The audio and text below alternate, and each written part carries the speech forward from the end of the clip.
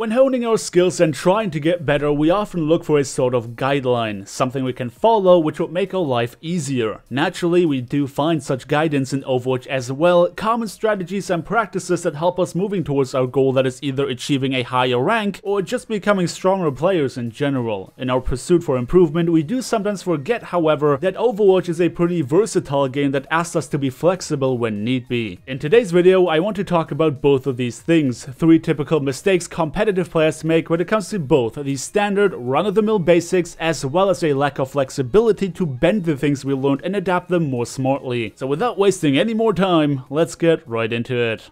Number 1. Assessing your own skill level. Knowing what you can and cannot do is vital to your ability of swapping to a more beneficial hero throughout your match, yet this is a skill that many comp players seem to neglect. You should never see yourself as someone who has to carry themselves out of their rating. Instead, see yourself as part of a machine. Your only job is taking over the objective together. Putting yourself over the rest of your team, assuming you know everything better and refusing to build a cohesive unit will be a detriment to your ability to win matches. When it comes to assessing your own skill level, being analytic is definitely a vital skill. Every player in Overwatch can be flexible, the question is, to which extent? Leaving your comfort zone is part of the experience. The question is always, what do we need and how good do I need to be at said thing? When you play against a makeshift pharmacy, then sometimes your lackluster Widow play can force them to swap immediately because they are not confident in their ability themselves. It's technically a scare tactic. You pick up their hard counter and have them assume that you are better at playing them than they are at playing their own hero. This is naturally not going to work when they are playing their main heroes, in which case you have to be able to gauge whether or not your skill on said counter is good enough. But don't forget, this is a team game. It's not solely in your responsibility to counter everything the enemies do. Even when you are logged into tank or support initially, a quick, confident call for a swap to your team can already do the trick. Only because somebody logged Lucio at the start to provide speed boosts for the team does not mean that they can't play a kick-ass hit scan, so do put that into consideration. Back in Season 4, I never knew that I could play a pretty decent D.Va. Now arguably, D.Va is not a very difficult hero to play, but it's not about whether or not they are difficult, it's also about hero affinity. Even when a hero on paper is very easy, if their kit and playstyle does not resonate with a player, then they will never be able to be effective on them. Sometimes picking up the right hero in a pinch, putting yourself under the pressure of performing or losing immediately, can show you some hidden potential, and I'm confident that every last one of you is good at something that you did not know that you are good at. If you are a Diamond Soldier main, then don't always insist on only playing Soldier. As versatile as he is, there are circumstances where a breaker hero is more effective, somebody like Junkrat, or abusing the fact that nobody on the enemy team can play a hit scan hero sufficiently, in which case a Pharah with the skill of a Platinum could already absolutely annihilate them. The only way you can learn what you are good at is by playing every hero in the game for at least a little bit. Finding a good mix of playing what you're really good at and picking up what is objectively the best choice against any given comp the enemies run is the secret. So don't be afraid to try new things and possibly find out that there are heroes you never knew you are good at. But also, don't be embarrassed to ask if you can swap with somebody when you feel that you're not doing a good job on your current role.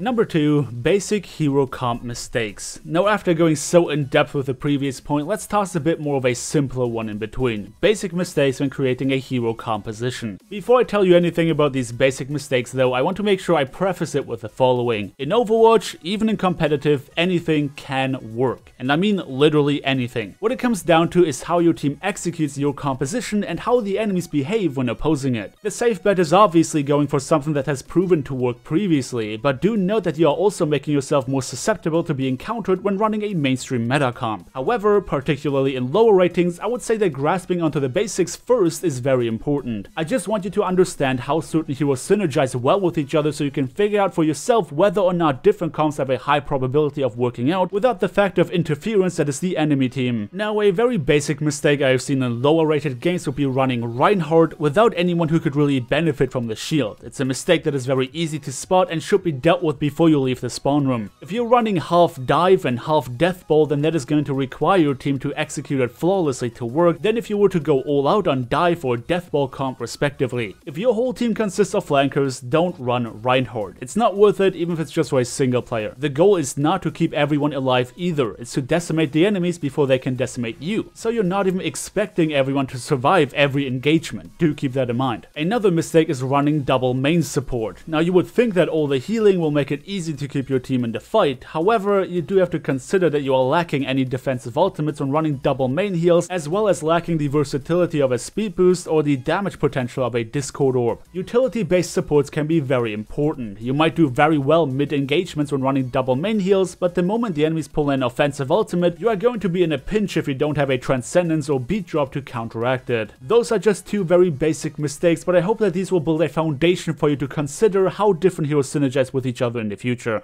And lastly on our list, number 3, using ultimates two-dimensionally. Ultimates, as the name implies, are very powerful tools, but sometimes players are too hung up on what is considered the right way of using them, and that can really halt your progression as a player. As much as we make fun of zoning ultimates, there is a merit to the act of zoning by using ultimates. Sure, we want to use our offensive ultimates to decimate the enemies and our defensive ultimates to keep our team alive whilst counteracting enemy plays, but the world is not quite as black and white. A team that uses their ultimates more creatively to push for momentum can easily snowball the ever-living hell out of their opposition. You have to consider what you are trying to achieve with your ultimates at any given point throughout the match. In most cases, sitting on them for too long is a bad thing, so indecisiveness is definitely a no-go. As a Zenyatta main, I can give you a tip here when it comes to Transcendence. When opposing a Genji, the common strategy is to keep your trans for their blade, but you have to consider that they know that you will try to counter them. They can either try to push you specifically to force you to use it when you rather wouldn't, or put so much pressure on the rest of your team that you have no choice but to use it then. What you have to understand is that as much as you want to counter their blade with it, if your team does not even survive the mid-engagement brawl, then you won't get an opportunity to use it to begin with. What is going to happen is that you sit on your trans all game long holding it for their blade, but they never even needed to use blade to begin with to win their team fights. When using trans or beat drop mid-engagement, the threat of a dragon blade needs to be dealt with otherwise, and your team has to be aware of that. Solo grabbing a nanoblade is not only a good idea, it is almost a necessity if you have no defensive ultimates at your disposal. But sometimes just calling for focus fire on the enemy Genji or soldier to make sure they are dead before your defensive ultimate runs out is the best course of action. In situations where there is no offensive ultimate you can directly counter, using trance or beat drop offensively to promote aggression sides of your team is a very good idea. You're trying not to give the enemies an opportunity to properly engage on you by aggressively engaging with a defensive ultimate on them. But don't forget that it's always about the objective. Using a Dragon Strike as an engagement tool to get free reign on the payload and force suboptimal positioning on the enemy team can be a game changer. Using a high noon to stop the enemies from contesting the card can be just as much of a good idea even when you end up not killing a single person. Using Dragon Blade to stagger two low mobility heroes on the enemy team that try to regroup may seem like a waste initially, but can help your team pushing an objective through an otherwise difficult passage through the map or get valuable seconds on the capture point. Creative use of your ultimate can win matches. You won't win every gamble you take, but don't forget, you miss 100% of the shots you don't take. And this concludes today's video on 3 very typical mistakes I've seen comp players make anywhere from gold to master. I hope that this helps you out a bit in figuring out how to improve your own gameplay, and if it did, do let me know by dropping me a like on your way out, share it with a friend you think would find it useful, and don't forget to subscribe if you want to see more videos in the future. Thank you everybody so much for watching, and I hope to see you all next time.